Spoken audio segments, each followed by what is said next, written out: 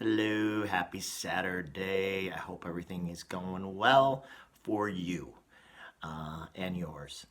I'm good. Rising a little late today. I had a gig last night at a small bar and hung out with the staff a little bit afterward and had a few cocktails, and that was nice. We had some good laughs, and so I got to get to my chores for the day around the house. Finish painting the interior of the new garage, which was built this summer. But I was in a deep, deep sleep, and I had a bundle of dreams. I wish I could remember more of them, but I do remember a very short one that I definitely want to relate because I thought it was pretty interesting. So, I have no idea where I was, but I was outside, and it seemed to be maybe more like summer than fall, or an extended summer day.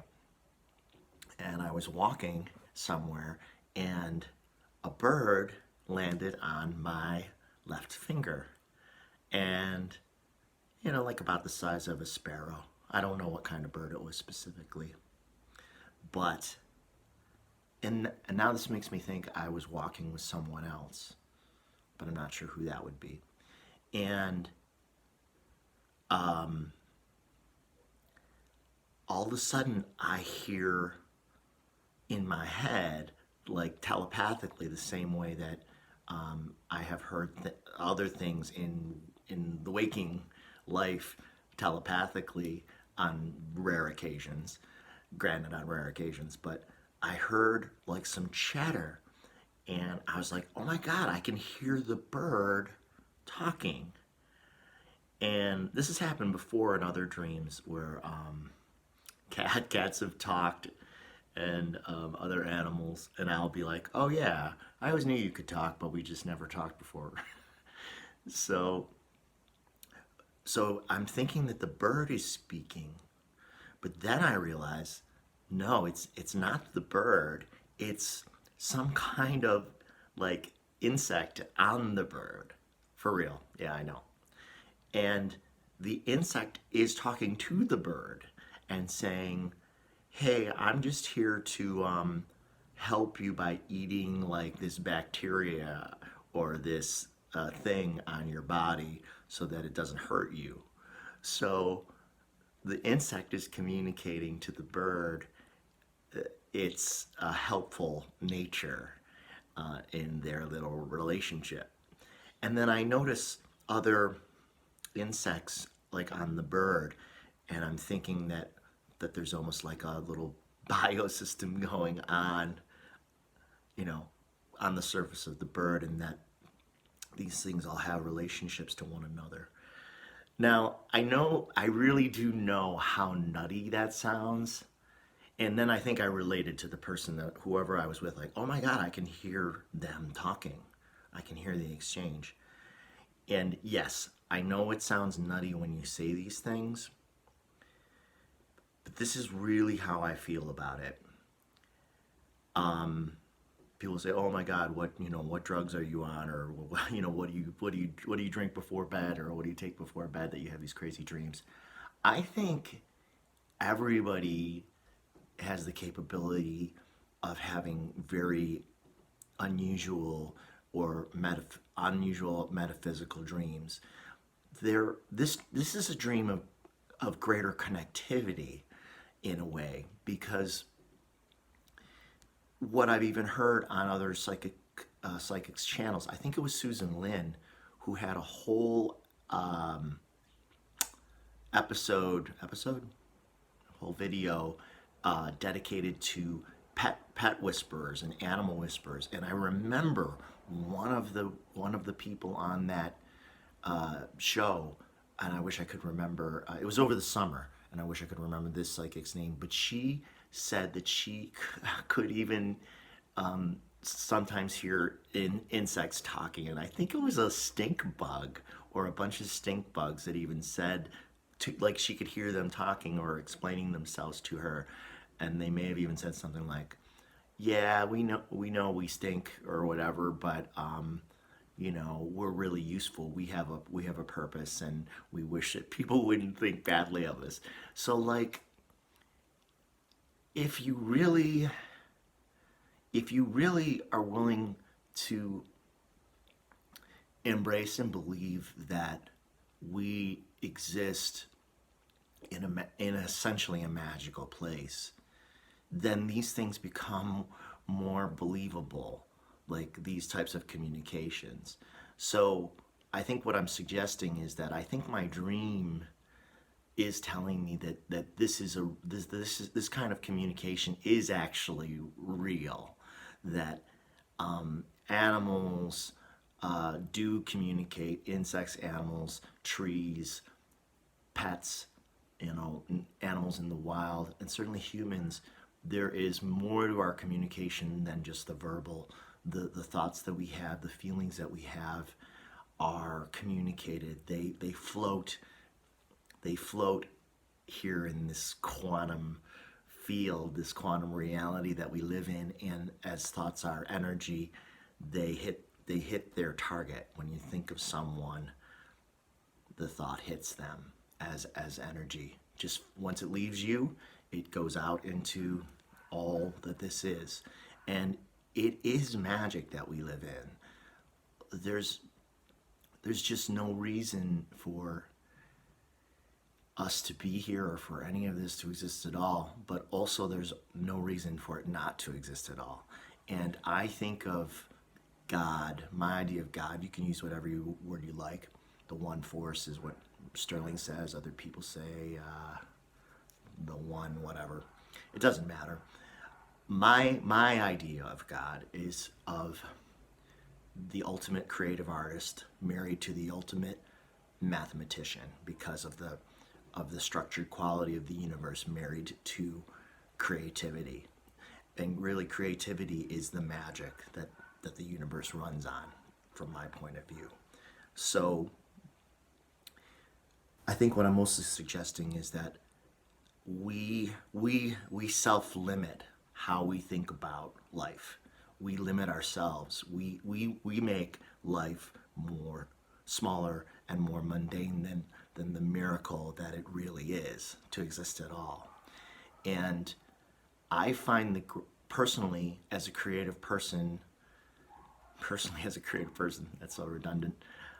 Personally, as an artist, as a writer, and as a musician, who I've put out 10 CDs of my own music, and I'm not popular.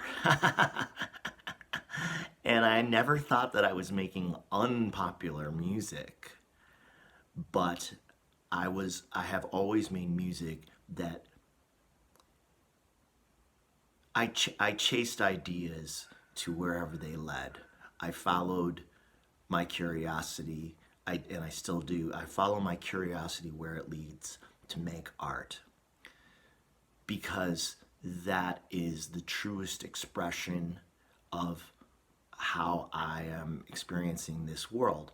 And we each experience the world through the unique circumstances of when we're born, where we're born, who our parents are, if we have parents at all, the place we grow up, the time we grow up in, all these variables, being male or being female. I mean, you take in life through the filter of this vessel, but then there's a deeper you that is your soul, right?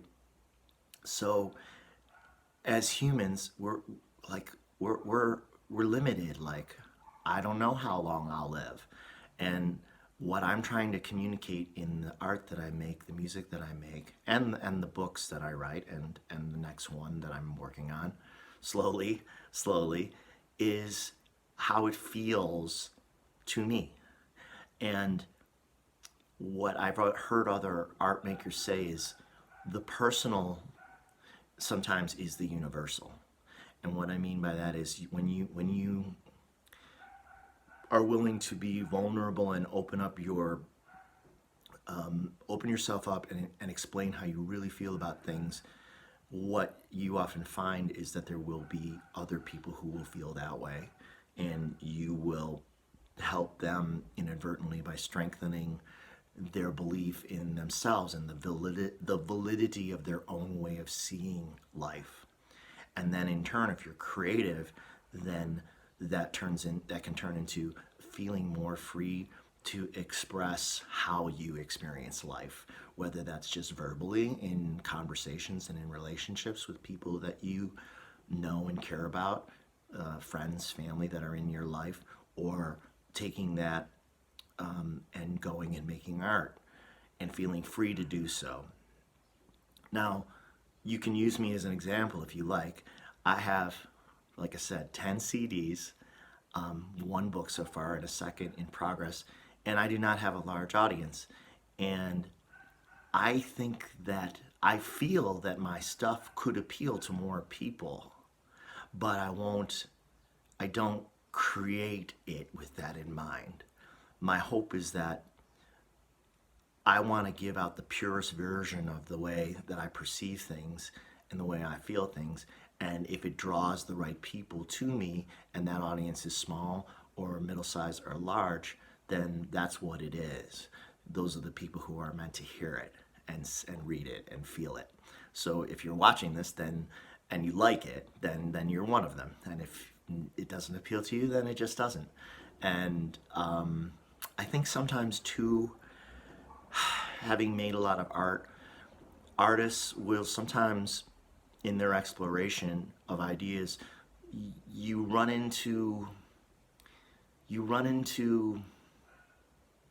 uncomfortable subjects sometimes, and things that push people's buttons, sensitive areas that are not meant to provoke someone or aren't meant to make someone feel strange or sad, but sometimes in really going for it in terms of the honesty of what you're writing about, what I'm writing about, it does trigger a response, and some people can it makes them reflect and it helps them, and some people can't stand it, like they can't face some certain aspect of their nature or their life, and when you push the button that makes them think of it, they have to turn away in self-defense. And I understand this. I get it. We have uncomfortable areas. I do think that turning away from an uncomfortable area inside yourself doesn't make it go away, but I understand it too. And I know that I've done it too. But as much as possible, I am trying to cut through because we're surrounded by media that is somewhat fictional. Nobody, there's so, not nobody, but there's so little like honesty in popular art and media and TV and film and music. It lacks, in my opinion, of course, the contemporary stuff seems to lack a kind of depth that I'm seeking. And I'm not saying like, oh, look at me, I'm the deep one and I've got, listen to me and I've got all the answers. It's not like that, but of course now I'm losing the train of thought because I went a little negative.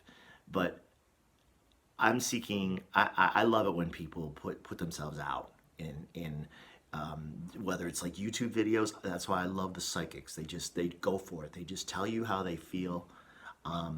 They are themselves. And what I'm saying is I'm encouraging others to embrace your weird self too. We're all weird.